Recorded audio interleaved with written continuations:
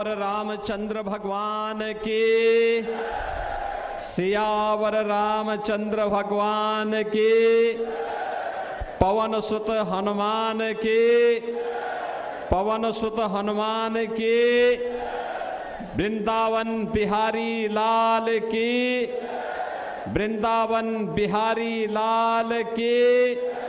भारत माता की, भारत माता की। वंदे वंदे वंदे।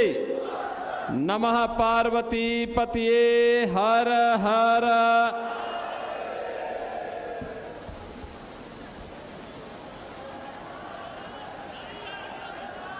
भगवान श्री विष्णु के 10वें अवतार के रूप में भगवान कल्कि की इस पावन भूमि पर आज मुझे संभल और चंदौसी की विकास परियोजनाओं के लोकार्पण और शिलान्यास कार्यक्रम के लिए आने का सौभाग्य प्राप्त हुआ है। आज के समारोह में मेरे साथ यहां पर उपस्थित प्रभारी मंत्री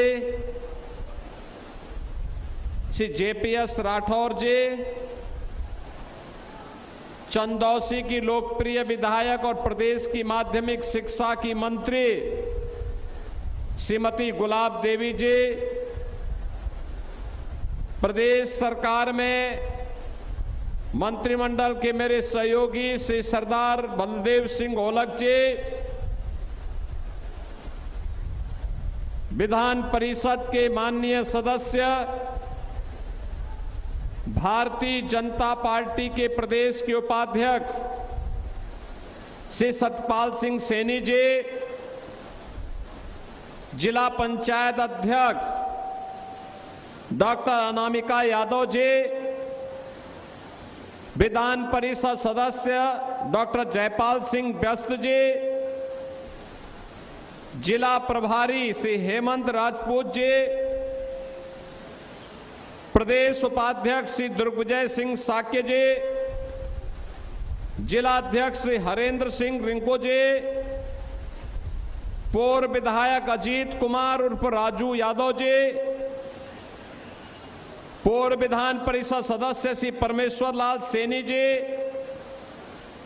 पूर्व जिलाध्यक्ष श्री ओमवीर सिंह खड़गवंशी जी, क्षेत्रीय महामंत्री श्री हरीश ठाकुर जी, भारी संख्या में संभल और चंदौसी से जुड़े हुए मेरे सभी उपस्थित बहनों और भाइयों, आज मुझे एक बार फिर से श्री हरि विष्णु के 10वें अवतार की भूमि, सनातन के इस पावन तीर्थ सत्यव्रत से जिसने अपनी यात्रा प्रारंभ करते हुए आज संभल के रूप में जाना जाता है, ऐसे भगवान हरिहर की इस पावन धरा को कोटि कोटि नमन करते हुए मैं आप सबका अभिनंदन करता हूं। आज मुझे जनपद संभल में चंदौसी, जो वृंदावन कहा जाता है इस क्षेत्र का, चंदौसी में गणपति की 145 फुट और मर्यादा पुरुषोत्तम प्रभु श्री राम की 51 फुट ऊंची प्रतिमा के भी अनावरण का मुझे सौभाग्य प्राप्त हुआ है। मैं उन सभी महानुभावों को जिन्होंने चंदौसी को यह उपहार दिया है, गणपति विघ्न विनाशक गणपति की 145 फुट ऊंची प्रतिमा और प्रभु श्री राम की 51 फुट ऊंची प्रतिमा को बनाना और इंतजार करना, मुझे सौभाग्य प्राप्त हुआ कि उन मूर्तियों का मैं अनावरण कर सकूं मैं इसके लिए आयोजकों को हृदय से अभिनंदन करते हुए आप सभी संभल वासियों को, चंदोसी वासियों को मैं हृदय से बधाई देता हूं, अपनी शुभकामनाएं देता हूं।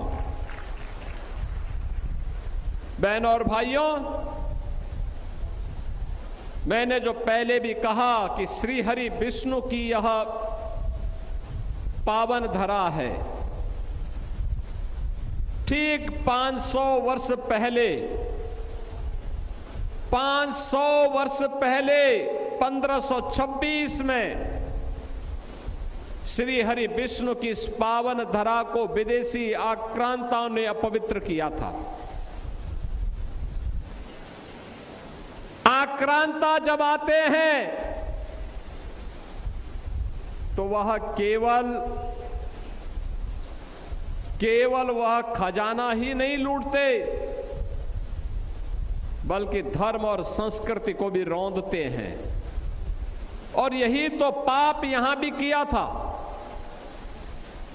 श्री हरि विष्णु के उस पवित्र मंदिर को, हरिहर मंदिर को भी तोड़ा गया था।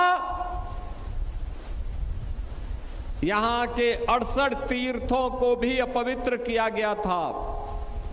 19 कूपों पर भी कब्जा कर दिया गया था और संभल के अस्तित्व के साथ खिलवाड़ करते हुए यहां पर किस प्रकार की यातनाएं दी गई। 1976 में, 1978 में जो दंगे हुए, सैकड़ों निर्दोष लोगों को मारा गया, लेकिन किसी को भी सजा नहीं हो पाई।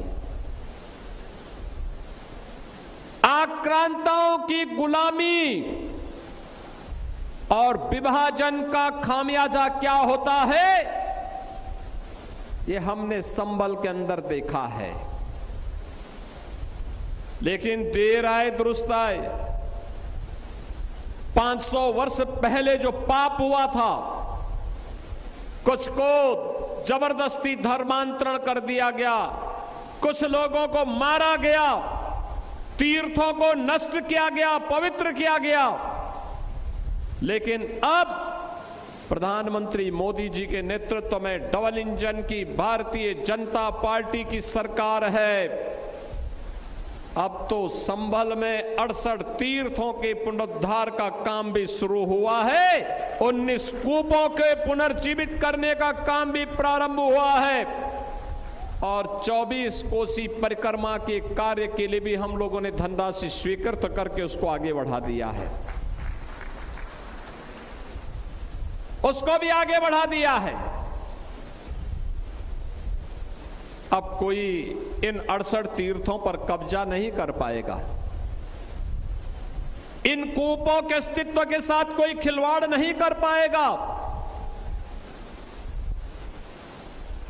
अब कोई 84 कोसी परिक्रमा, 24 कोसी परिक्रमा में किसी प्रकार की बाधा नहीं खड़ा कर पाएगा। देख रहे थे ना, 10,000 एकड़ लैंड यहां पर इन माफियाओं ने जिन हिंदुओं की हत्या की थी, मारा था, कभी कांग्रेस की सरकार, कई समाजवादी पार्टी के पापियों के द्वारा किए गए अत्याचार, इसका परिणाम क्या था? दुष्परिणाम भुगत रहा था यहां का गरीब। उनकी जमीनों पर कब्जा किया गया, कोई पूछने वाला नहीं। ये 10,000 एकड़ लैंड खाली हुई है और मैंने कहा था यहां के गरीबों में बांटो, दलितों में बांटो, वंचितों को बांटो, पिछड़ी जाति के उन लोगों को जमीन दो जिनके पास जमीन नहीं है, जिनके पास कुछ भी नहीं है, उन्हें सभी सुविधाओं से आच्छादित करो, उन्हें घोषित माफिया घोषित करो। इन्होंने लैंड रिकॉर्ड में, राजस्व रिकॉर्ड में भी नाम समाप्त कर गए और कहीं कोई साक्ष्य न रहे, इसके लिए इन्होंने, चाहे कांग्रेस की सरकार रही हो, चाहे समाजवादी पार्टी की सरकार रही हो, लैंड रिकॉर्ड को भी इन्होंने नष्ट कर दिया। नष्ट करने का इन्होंने प्रयास किया, लेकिन ये लोग रिकॉर्ड नष्ट कर सकते हैं, सत्य को नष्ट नहीं कर सकते। और सत्य अंततः अपना स्वरूप दिखाता ही है, और स्वरूप उसने दिखाया है वैसे ही जैसे 500 वर्षों के बाद अयोध्या में प्रभु श्री राम का भव्य मंदिर बनकर के खड़ा हो गया है। बहन और भाइयों, इसीलिए हम लोग अब यहां पे जोई में यहां पर पुलिस लाइन का निर्माण भी कर रहे हैं। संभल के अंदर पीएसी की बटालियन का गठन भी कर रहे हैं। इंटीग्रेटेड डिस्ट्रिक्ट हेडक्वार्टर भी बनने जा रहा है। और संभल के विकास को ध्यान में रखते हुए जितने मार्ग थे सबको 4 लेन 2 लेन के साथ जोड़ते हुए गंगा एक्सप्रेसवे को मेरठ हरिद्वार से जोड़ते हुए प्रयागराज तक जोड़ा जा रहा है कि जब भगवान कल्कि का अवतार होगा यहां पर, तब देश और दुनिया फिर एक तीर्थ के रूप में हरिहर मंदिर का दर्शन कर पाएगी, भगवान कल्कि महाराज का दर्शन कर पाएगी। बहनों और भाइयों, अपनी विरासत का संरक्षण करना हर नागरिक का दायित्व बनता है। लेकिन जिन लोगों ने इस विरासत को अपमानित किया, जो लोग कावड़ यात्रा को प्रतिबंधित करते थे, जो लोग श्री कृष्ण जन्माष्टमी के शोभा यात्रा उनके आयोजनों को रोकते थे, रामनवमी की शोभा यात्रा को रोकते थे, दुर्गा पूजा में पंडाल नहीं लगने देते थे, इन गुलामों से क्या उम्मीद करते हैं आप? ये गुलामी की मानसिकता में जीने वाले लोग हैं। इनको विरासत से कोई लेना देना नहीं। इनको सत्ता चाहिए, हर कीमत पे सत्ता, देश की कीमत पर सत्ता इनको चाहिए, गरीब की कीमत पर सत्ता चाहिए, एक दलित और वंचित की कीमत पर सत्ता चाहिए। लानत है ऐसे लोगों पर जो गरीबों का अपमान करते हैं, आस्था का अपमान करते हैं, और उसका साक्षात रूप हमने स्वरूप यहां देखा था। लेकिन अब मैं कह सकता हूं, संभल फिर से खड़ा हुआ है, सत्य व्रत के नाम पर फिर से अपने नाम को पुनः उन स्मृतियों के साथ जोड़ते हुए आज वह आगे तन करके खड़ा हुआ है, मजबूती के साथ आगे बढ़ा है।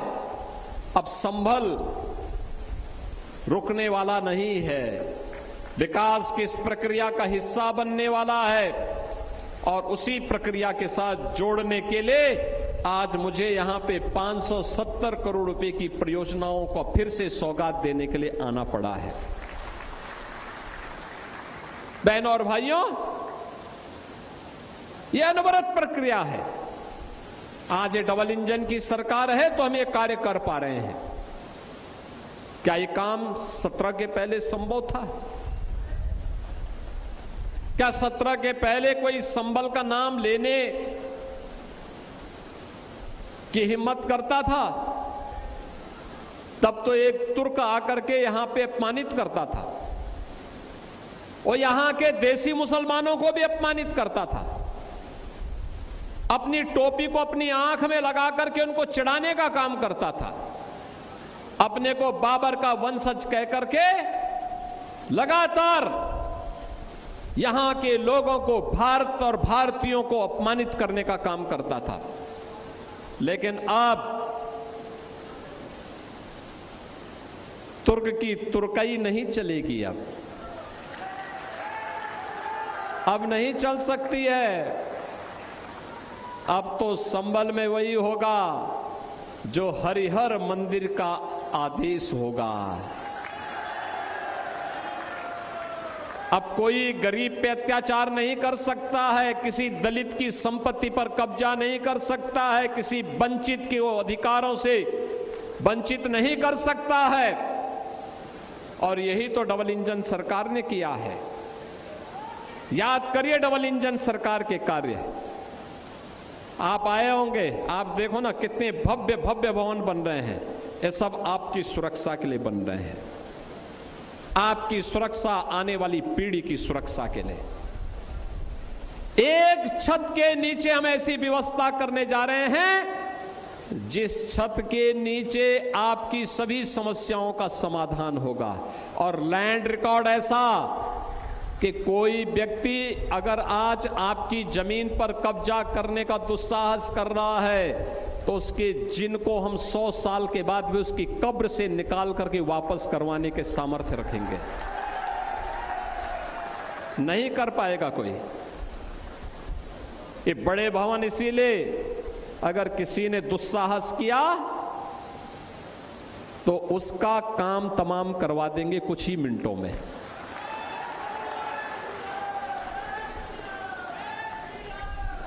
बहनों और भाइयों, आपने 10 वर्ष में कार्य कैसे होना चाहिए, ये डबल इंजन सरकार की ताकत को देखा है। कोई सोचता था गंगा एक्सप्रेसवे यहां से जाएगी, आज क्या शानदार एक्सप्रेसवे बनी हुई है, क्या शानदार एक्सप्रेसवे है।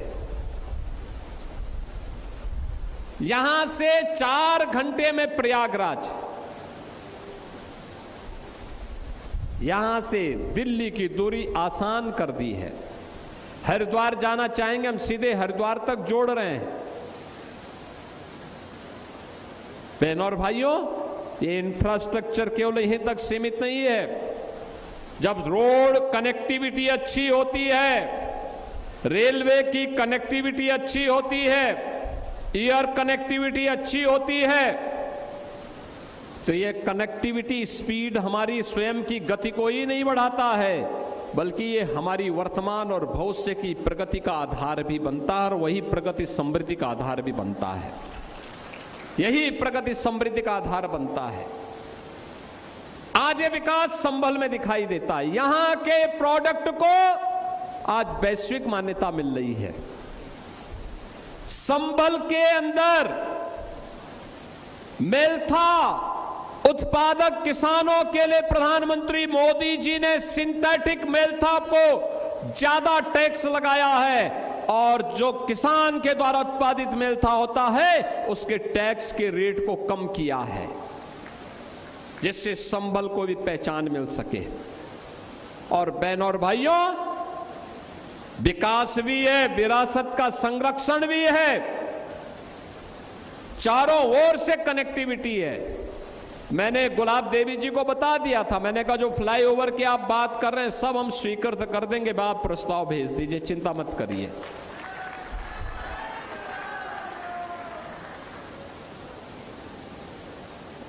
माध्यमिक शिक्षा की मंत्री स्वयं है और स्कूल मुझसे मांग रही है।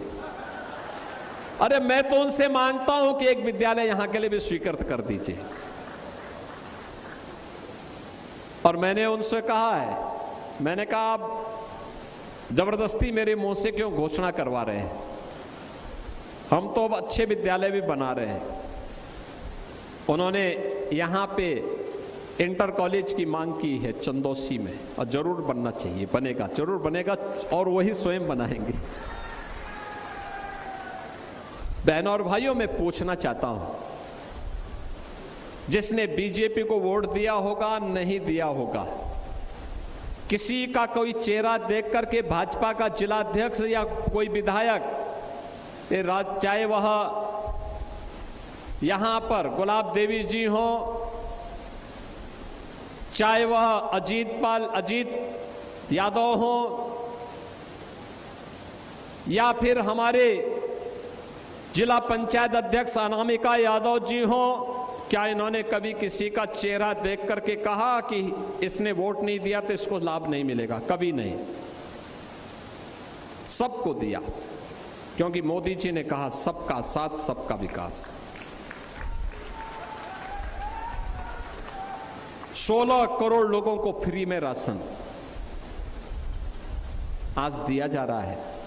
याद करिए ना, बिना भेदभाव के शासन की योजना का लाभ हर एक गरीब तक, हर किसान तक, हर नौजवान तक, हर महिला तक पहुंच रहा है। एक सरकार कांग्रेस की थी, समाजवादी पार्टी भी उनके साथ गाए बगाए बिना मांगे समर्थन देती थी। कांग्रेस की एक सरकार क्या कहती थी, उनके प्रधानमंत्री कहते थे कि मैं 100 रुपया भेजता हूं, नीचे गरीब तक केवल 15 रुपया पहुंचता है। 85 रुपया कहां जाता था?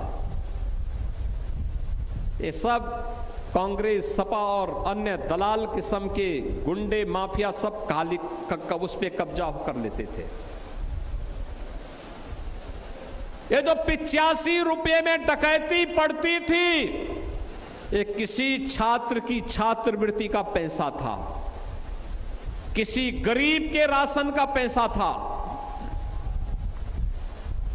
किसी गरीब के मकान का पैसा था, आवास का पैसा था, किसी किसान का प्रधानमंत्री किसान सम्मान निधि, या फिर किसी किसान के कृषि यंत्रों का पैसा था। ये किसी निराश्रित महिला, किसी वृद्धजन या किसी दिव्यांग जन का पेंशन का पैसा था, जिसको ये हजम कर जाते थे। किसी बेटी की शादी का पैसा था, किसी बेटी के स्कूली शिक्षा का पैसा था, जिसको ये सपा के लोग और कांग्रेस के लोग हजम कर जाते थे। आज जब मोदी जी या लखनऊ में मैं कोई बटन दबाते हैं, अगर 100 रुपया है तो 100 रुपया उस लाभार्थी के खाते में सीधे जाता है, बीच में कोई रोक टोक नहीं होती है, कोई उसमें नहीं ले सकता है, हिस्सा नहीं ले सकता। हिस्सा लेने का मतलब वो जेल जाने की तैयारी कर रहा है। आज कोई बेटी की सुरक्षा पर और व्यापारी की सुरक्षा पे सेंध नहीं लगा सकता है। पहले सपा के समय दंगे होते थे, कांग्रेस के समय दंगे होते थे, और संभल से ज्यादा दंगों के इस कुख्यात इतिहास को कौन जानता है? कौन जानता है? 78 में कितना बड़ा दंगा हुआ था, जला दिया गया था, मार दिया गया था, कोई पूछने वाला नहीं था।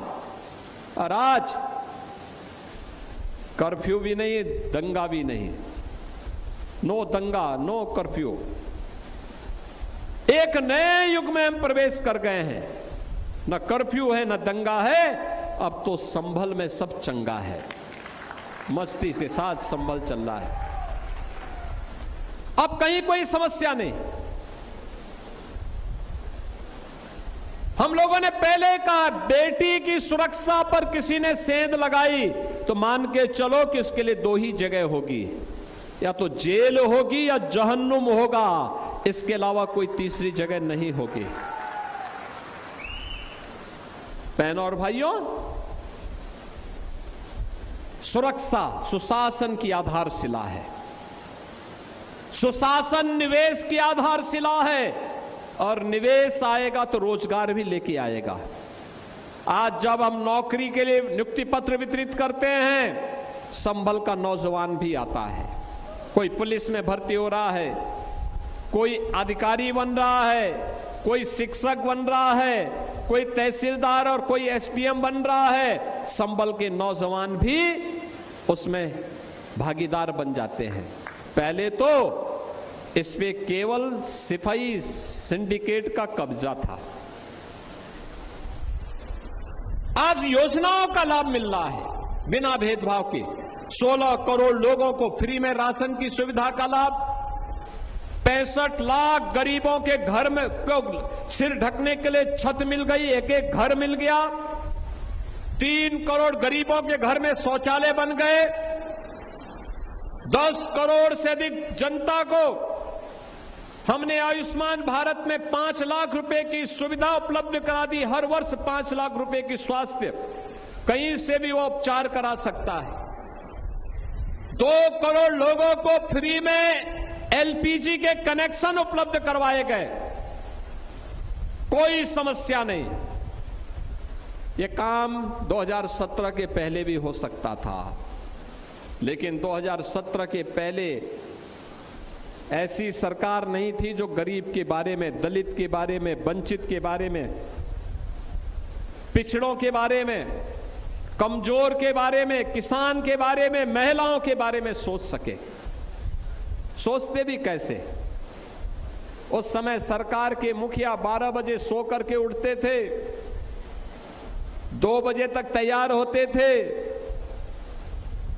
5 बजे जिम जाने का समय हो जाता था, 7 बजे जब जिम से वापस आते थे तो महफिल जम जाती थी, और फिर कब तक वो महफिल चलेगी कोई पूछने वाला नहीं था। प्रदेश नदारद था, दंगे होते थे, दंगाइयों का उपचार करने की बजाय मुख्यमंत्री आवास पे उन्हें बुला करके उन्हें सम्मानित कर दिया जाता था। आपने देखा होगा ये डबल इंजन की भाजपा की सरकार, 9 वर्ष में कोई दंगा नहीं हुआ। दंगाई को पता है कि दंगा करेंगे तो क्या कीमत चुकानी पड़ेगी, और संभल से ज्यादा कोई नहीं जानता है। बरेली में भी एक मौलवी बहुत मचल रहा था, कैसा उपचार हुआ आपने देखा होगा। बहनों और भाइयों, हम लोगों ने कहा था माफिया को मिट्टी में मिलाएंगे, माफिया मिट्टी में मिल गए। अब विकास की प्रक्रिया आगे बढ़ानी है तीव्र गति से। प्रधानमंत्री जी का जो संकल्प है विकसित भारत और आत्मनिर्भर भारत की, उस विकसित भारत आत्मनिर्भर भारत की संकल्पना को हम पूरा तब करेंगे जब संभल भी साथ साथ चलेगा, तब प्रदेश का विकास होगा, हर जनपद आत्मनिर्भर होगा, तब उत्तर प्रदेश आत्मनिर्भर होगा। आत्मनिर्भर होगा तो विकसित भी होगा, और विकसित और आत्मनिर्भर उत्तर प्रदेश के लिए हम सबको मिलकर के काम करना है। और उसी परिकल्पना को साकार करने के लिए आज मैं यहां पर 570 करोड़ रुपए की इन परियोजनाओं की सौगात संभल वासियों को प्रदान कर रहा हूं। बहनों और भाइयों, ये योजनाएं आपके इस जनपद से जुड़ी हुई हैं, जिनमें हम लोगों ने इस जनपद की तमाम परियोजनाओं की चर्चा अभी यहां पर आपके सामने श्रीमती गुलाब देवी जी ने किया। मऊ, कठेर, फतेहपुर, समसोई, चंदौसी मार्ग का चौड़ीकरण, सुदृढ़ीकरण, चंदौसी बरेनी रीट का बाजार मार्ग के चौड़ीकरण सुदृढ़ीकरण का कार्य, चंदौसी से कुड़ फतेहगढ़ मार्ग के चौड़ीकरण सुदृढ़ीकरण, प्राचीन ऋषिकेश कूप, अमृत कूप की खुदाई, मरम्मत, सुंदरीकरण, यम तीर्थ स्थल के पर्यटन विकास का लोकार्पण, नवीन हाई स्कूल असालत नगर जराई में एवं नवीन राजकीय हाई स्कूल संजैनी का लोकार्पण का कार्यक्रम, और आज शिलान्यास हो रहा है 24 कोसीय वंश गोपाल तीर्थ परिक्रमा मार्ग का चौड़ीकरण और सुदृढ़ीकरण। बैजोई में 100 बेड के जिला चिकित्सालय के भवन का शिलान्यास, बिलारी जरमार्ग चंदौसी मार्ग के चौड़ीकरण और सुदृढ़ीकरण कार्य का शिलान्यास, श्री हरि कल की विष्णु मंदिर में देव तीर्थ शंख माधव में अवस्थापना सुविधाओं के विकास कार्य का शिलान्यास, बल्ली कूप, सप्त सागर कूप, विमल कूप, कृष्ण कूप, विष्णु कूप, अकर्म मोचन कूप, मृत्यु कूप, अशोक कूप में अवस्थापना सुविधाओं का विकास के कार्य का शिलान्यास, प्राचीन देव तीर्थ पाप मोचन तीर्थ, प्राचीन देव तीर्थ पिचास मोचन तीर्थ में भी इसके सुंदरीकरण सुदृढ़ीकरण का कार्य, और कस्तूरबा गांधी बालिका विद्यालय में संभल में मॉडल श्री मॉडल के अंतर्गत उन्नयन कार्य का भी शिलान्यास का कार्यक्रम आज यहां पे संपन्न हुआ है। इन सभी परियोजनाओं का मैं आपको बधाई देता हूं और आप सबसे अपील करता हूं, जो भारत का है उसको जाति मत मजहब से ऊपर उठ करके कार्य करना होगा। जो अभी भी अपने को बाबर की संतान समझता है तो मान करके चलिए कि अब भारत के अंदर इस भारत नया भारत गुलामी की मानसिकता में जीने वाला नहीं है और गुलामी की मानसिकता को मानने वाला भी नहीं है। उन सबको मैं कहूंगा कि अपनी मानसिकता को दुरुस्त करो। भारत के अंदर रहना है तो भारत के अंदर भारत की परंपरा और भारत की संस्कृति को सम्मान देना सीखो। बहन बेटियों की इज्जत के साथ खिलवाड़ करने की कीमत क्या चुकानी पड़ेगी और भारत की आस्था के साथ खिलवाड़ करने की कीमत क्या चुकानी पड़ेगी, यह अगर किसी ने करने का दुस्साहस किया तो तो डबल इंजन की सरकार इसको कतई स्वीकार नहीं करेगी। विरासत और विकास की अद्भुत यात्रा को लेकर के आज संबल ने जो यात्रा अपनी प्रारंभ की है, हम सब साथ साथ मिलकर के उसको आगे बढ़ाएंगे। इस विश्वास के साथ मैं आज की इन परियोजनाओं के लिए श्रीमती गुलाब देवी जी को, यहां के सभी पदाधिकारियों को, जनप्रतिनिधियों को, सतपाल सैनी जी हैं, जयपाल सिंह व्यस्त जी हैं, अजीत यादव जी हैं, अनामिका यादव जी हैं, इन सभी को और यहां के अपने पदाधिकारियों को भी हृदय से बधाई देता हूं। श्री परमेश्वर लाल सैनी जी बहुत पुराने नेता हैं, इन सबको बधाई देता हूं और विश्वास करता हूं विरासत और विकास की इस यात्रा को निरंतर आगे बढ़ाएंगे। आप सबके प्रति मेरी मंगलमय शुभकामनाएं हैं। धन्यवाद। जय हिंद, जय जय श्री राम। एक बार जोरदार तालियों के साथ अभिनंदन, वंदन, स्वागत परम आदरणीय श्रद्धेय राम के जयकारों के साथ मुख्यमंत्री योगी आदित्यनाथ ने अपने संबोधन का समापन किया। संभल से सीएम योगी आदित्यनाथ को सुन रहे थे आप।